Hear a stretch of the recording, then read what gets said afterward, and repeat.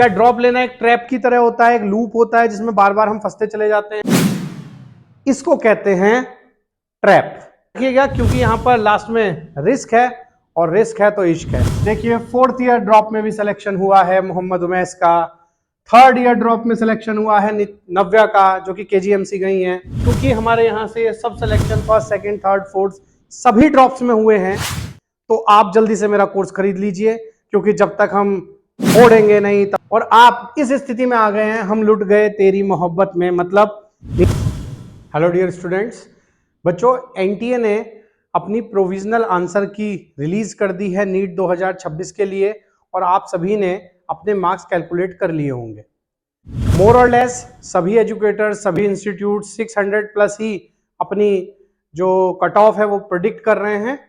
तो ये पक्का है कि बहुत सारे बच्चों को जिनका स्कोर 600 से काफी नीचे होगा, उनको एक कंफ्यूजन हो रहा है कि ड्रॉप लेना है या नहीं लेना है।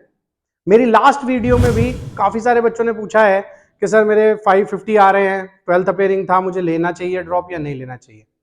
और ये पेरेंट्स के साथ भी प्रॉब्लम होगी कि हम क्या डिसीजन लें। तो देखिए, हम इसको डिस्कस करेंगे 2 पॉइंट्स पर। नंबर 1, क्या ड्रॉप लेना एक ट्रैप की तरह होता है, एक लूप होता है जिसमें बार बार हम फंसते चले जाते हैं, या ये एक कैलकुलेटेड रिस्क होता है? और याद रखिएगा, क्योंकि यहां पर लास्ट में रिस्क है और रिस्क है तो इश्क है। ये बात हमें हमेशा ध्यान रखनी चाहिए, क्योंकि जब हम रिस्क लेते हैं तो प्रोबेबिलिटी सफलता की भी होती है और असफलता की भी होती है। चलिए इस पर बात करते हैं। सबसे पहले मैं आपको समझाता हूं ये ट्रैप कब होता है। ट्रैप जब होता है बच्चों, जब हम इस तरीके से कुछ स्लाइड्स डालकर आपको यह समझाने की कोशिश करें कि देखिए, 4th ईयर ड्रॉप में भी सिलेक्शन हुआ है मोहम्मद उमैस का, 3rd ईयर ड्रॉप में सिलेक्शन हुआ है नव्या का, जो कि केजीएमसी गई हैं। इनकी जो ये रैंक है ये 89 हो गई थी सेकंड राउंड में, तो इसको माइंड मत कीजिएगा। दूसरा, ये 2nd ड्रॉप में कॉलेज गई हैं एमबीबीएस, और ये 1st ड्रॉप में। और अब मैं आपको कन्विंस करने की कोशिश करूं, क्योंकि हमारे यहां से सब selection 1st, 2nd, 3rd, 4th सभी ड्रॉप्स में हुए हैं, तो आप जल्दी से मेरा कोर्स खरीद लीजिए, क्योंकि जब तक हम फोड़ेंगे नहीं तब तक छोड़ेंगे नहीं। और इसके अलावा मैं आपसे बोलूंगा कि हौसलों से ही उड़ान होती है, पंखों से कुछ नहीं होता। इस टाइप का जो फेक मोटिवेशन है, कि जो फॉल्स मोटिवेशन हम करते हैं और बच्चों को पंप कर देते हैं कि जल्दी से आप ड्रॉप करिए, क्योंकि इस बार बस उमेश की जगह आप ही जाने वाले हैं, इसको कहते हैं ट्रैप। और इस ट्रैप में आपको नहीं फंसना है, क्योंकि आपको करना है कुछ कैलकुलेशन। आइए मैं आपको बताता हूं कैलकुलेशन क्या होगा।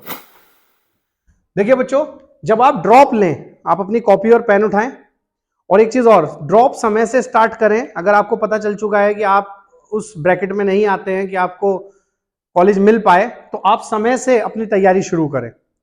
और जो बच्चे अभी दुविधा में हैं, उनके लिए ये 4 पॉइंट हैं जिन पर आपको विचार करना है। पहला, आप खुद से पूछिए कि क्या आपने रेगुलरिटी से पूरे साल अच्छे से क्लासेस की, टिक लगाइए, नहीं तो क्रॉस लगाइए अगर आपके बहुत ज्यादा इरेगुलरिटीज रही है तो। दूसरा, क्या आपने एक स्ट्रक्चरल कोर्स लिया था? स्ट्रक्चर्ड कोर्स से मतलब होता है आप YouTube से कुछ भी उठा के पढ़ लेते हैं, किसी भी टीचर से पढ़ लेते हैं, जहां अच्छा लगा वहां पढ़ लेते हैं, कोई भी पीडीएफ कर लेते हैं, ये नहीं। प्रॉपर स्ट्रक्चर्ड कोर्स, जिसमें फ्रॉम फर्स्ट टू लास्ट एक बहुत तरीके से काम होता है। क्या आपने ऐसे कोर्स से पढ़ाई करी है? अगर हाँ तो टिक करिए, वरना क्रॉस मार दीजिए। तीसरा, क्वेश्चन प्रैक्टिस एंड टेस्ट। क्या आपने सफिशिएंट क्वेश्चन किए थे, पीवाईक्यू किए थे, टेस्ट दिए थे? अगर आप ये तीनों चीजें कर पाए और आपके इन तीनों में टिक हो गए हैं, तो उसके बाद सबसे इंपॉर्टेंट पॉइंट आता है, क्या आप एग्जाम माइंडसेट को फॉलो कर पाए। क्या मतलब है एग्जाम माइंडसेट का, मैं बताता हूं। एक ऐसा माइंडसेट जो इतनी तैयारी करने के बाद कम से कम एग्जाम में जाने से डरेगा तो नहीं, उसे कोई घबराहट नहीं होगी, उसे सिर्फ चिंता इस बात की होगी कि मैं कितना % पेपर कर पाऊंगा, मुझे फुल अटेम्प्ट करना है, क्या मैं 180 कर पाऊंगा या मैं 170 क्वेश्चन कर पाऊंगा। उसे बस इस बात की चिंता होगी कि मेरी रैंक कहां आने वाली है। वो बिल्कुल नहीं डरेगा, वो बिल्कुल नहीं घबराएगा, पेपर लेवल कुछ भी हो, मैं मैक्सिमम आउटपुट देकर आऊंगा। उस तरीके का माइंडसेट एग्जाम माइंडसेट होता है, और ऐसे ही बच्चे फाइनली क्वालिफाई करते हैं।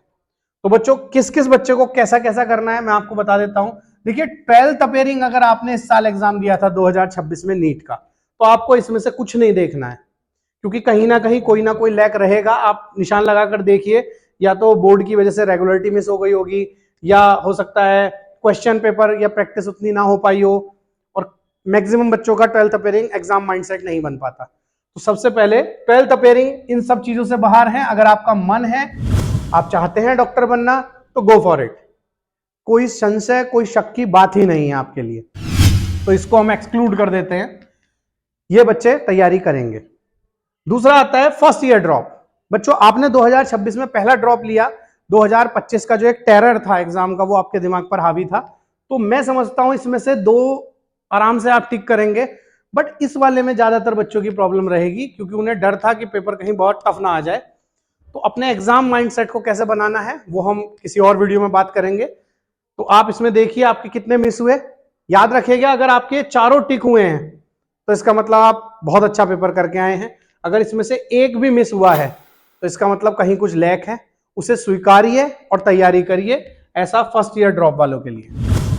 जिन बच्चों का ये सेकंड ड्रॉप था, बच्चों उनके लिए बहुत हार्ड है थर्ड और फोर्थ ड्रॉप के लिए जाना, क्योंकि मैक्सिमम चांसेस में यही होगा कि उनका एग्जाम माइंडसेट ठीक नहीं होगा, एग्जाम वाले दिन टेम्परामेंट ठीक नहीं होगा, या फिर क्वेश्चन प्रैक्टिस छूट गई होगी। अगर इनमें से कोई प्रॉब्लम है तो उसको फिक्स किया जा सकता है। लेकिन अगर आप 2 साल में भी ये चीज नहीं कर पाए हैं तो यकीन मानिए आपको प्रिपरेशन नहीं करनी चाहिए। टू बी वेरी फ्रैंक, आपको छोड़कर कुछ और ऑप्शन चूज करना चाहिए। BAMS हो सकता है, BHMS हो सकता है, आइजर हो सकता है, CUET के थ्रू कुछ अच्छा हो सकता है, या किसी अदर कोर्स पर स्विच कर लीजिए।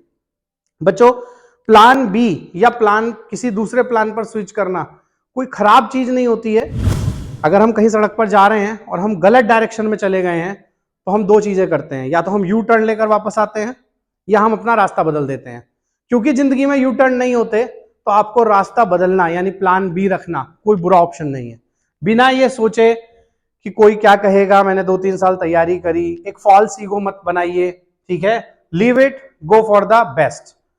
और इसके अलावा जो बच्चे थर्ड और फोर्थ ड्रॉप के लिए सोच रहे हैं उनको एक बार इस पर भी नजर डालनी चाहिए। चाहे आप फर्स्ट सेकंड ड्रॉप के लिए जा रहे हैं, चाहे थर्ड ड्रॉप के लिए जा रहे हैं, ये चीज कैलकुलेशन से ऊपर निकल जाती है।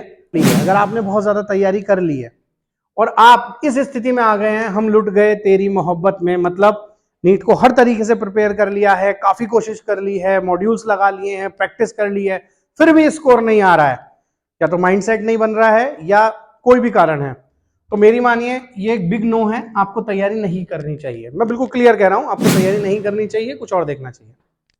लेकिन अगर आपको लगता है मुझ में कहीं बाकी थोड़ी है जिंदगी, यानी अभी भी कहीं कुछ बाकी रह गया है कि नहीं यार करेंगे, रिग्रेट नहीं बनाना जीवन में, किसी भी डॉक्टर को देख के लगेगा कि नहीं यार हम भी कर सकते थे, तो आप एक और ड्रॉप के लिए जाइए। बट मैं अभी भी वही कहूंगा, आपको ये चारों पॉइंट एक बार चेक कर लेने चाहिए कहां पर दिक्कत हो रही है। मैं अपने एक्सपीरियंस से बता देता हूं, हमारे यहां जितने बच्चे ड्रॉपर आते हैं जनरली इस जगह पर चूकते हैं। लगभग 80% स्टूडेंट और 20% स्टूडेंट ऐसे होते हैं जो सब कुछ ठीक कर रहे होते हैं, बस एग्जाम माइंडसेट नहीं बना पाते। अब मैं वापस वहीं जाता हूं जो हमारी फर्स्ट स्लाइड थी जिसमें हमारे बच्चों के फोटो थे।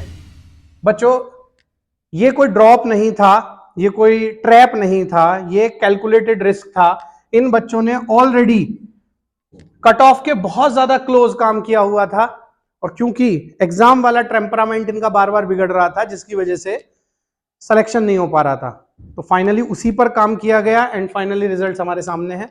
तो बच्चों, किसी भी फॉल्स मोटिवेशन में मत जाइएगा, किसी भी फॉल्स ईगो को क्रिएट मत कीजिएगा क्योंकि मैंने 3 साल कोचिंग कर लिया तो मैं 1 साल और करूंगा, ऐसा कुछ नहीं करना है।